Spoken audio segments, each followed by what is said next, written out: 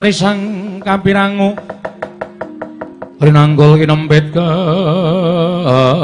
kempit dosang reknaning bawana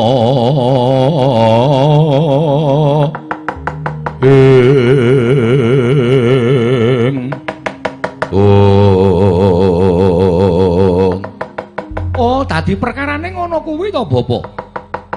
Bapak ora usah susah. Bapak Janaka ora usah sedih. Aku mau ora matur to. Aku pengen rabi ming cukup mbok pengestoni. Aku ora njaluk mbok ragati, aku ora njaluk ngrepoti wong tuwa. Ning tinemune Bapak sing ngendika dhewe. Ora usah dadak kodeng bingung penggaling Bapak Janaka, ora perlu tok penggalih kanthi jero. Aku arep rabi dhewe Bapak Janaka menyang Ngastina gandeng puwit sing wedok kuwi padha-padha. Aku ya nggayuh. Kakang Lesmana Mandrakumara ya nggayuh. Upama mengko kecekel aku kowe aja isin lho Bapak. Kowe kalah karo anakmu kowe aja isin. Wah, modar kowe. Wah, nek aku disin-isin anak, sirahku lho tak jebleske nang tembok. Wah, lah mau ora dijebleske? Mbuh, ora guneman. Mau kowe kalah karo aku ora jebleske? Ora guneman. Wah, kuwi kalah njur ngeplak to senengane. Aku arep rabi dhewe, aku arep ragat dhewe. Bapak Janaka cukup mengestoni. Kakang Insinyur Antasena. Apa Dokter Andes Wisanggeni? Waduh, le sekolah ki dek kapan to iki? Kok do duwe pangkat dhewe-dhewe iki? Ayo cah kompak kok ya, Mbah. Saora-orane aku Insinyur Wisanggeni iki Dokter Andes. Nek simbah rak wis karo wis ora M. Wis gabuk aku wis ora iso apa piye. Kowe iki senengane ngomong sak penake dhewe ora. Aku tak mangkat ning Pertapan Cakrawala, mung kari adu landheping pacul. Landhep pacule Bapak Janaka apa landhep pacule Wisanggeni wis ngono wae. Ning Siwigati aku njaluk pangestu ya Bapak Kakang Insinyur Antasena. Apa Dokter Andes Wisanggeni mangkat saiki? Ayo tak derekke.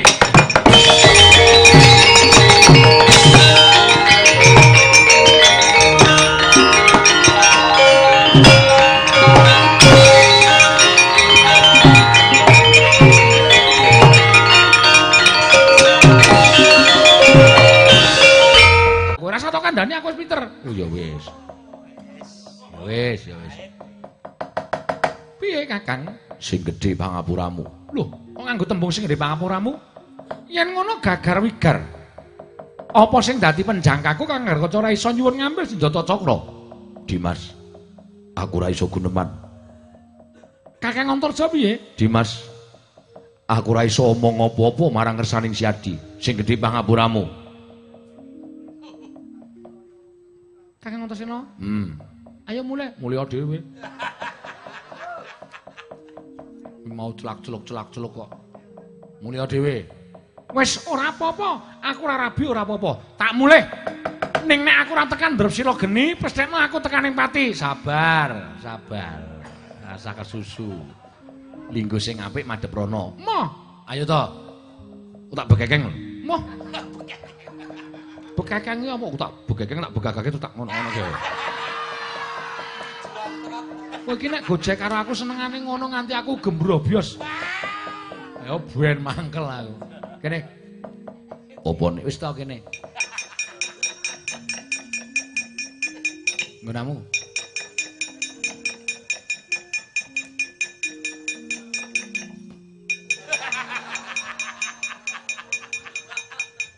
Ngopo kok le malik cepet banget ki ngopo? Madhep mantep karo Kacara Resmi. Madhep mantep. Nek ora kelakon trima mati. Tenan? Tenan. Dara.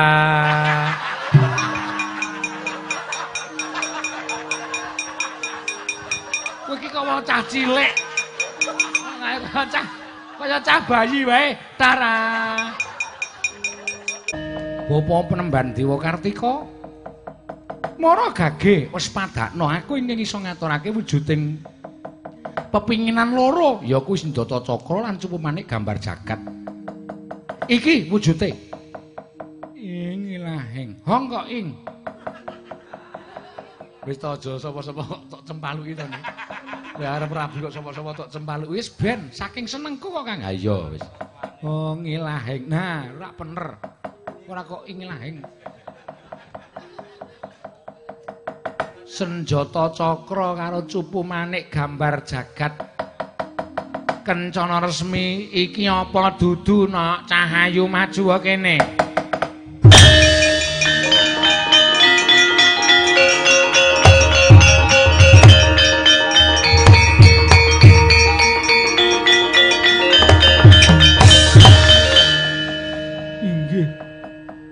Penemban menika saestu pusaka senjata cakra kalian cupu manik gambar jagat. Sinten ingkang saged ngaturaken menika Raden Wisanggeni Kencana Resmi? Raden. Kula ngladosi panjenengan lahir batin inggih lahir batos. Kula mboten badhe saged pisah. Mboten ngomongaken wonten ing jagat nadyan wonten ing jana utawi loka baka kula tetep nderekaken panjenengan Raden. Ya, pancen kuwi penjangkaku Kencana Resmi. Inggih. Wis gak mlebu ana. Ana wis gak mlebu. Nomor 32.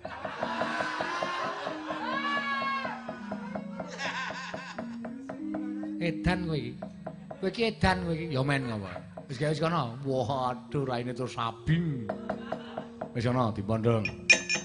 Njaluk mengestu ya? Ya tak mengestune. Terus piye engko? Ah engko ora iso dhewe kok. Dadakan.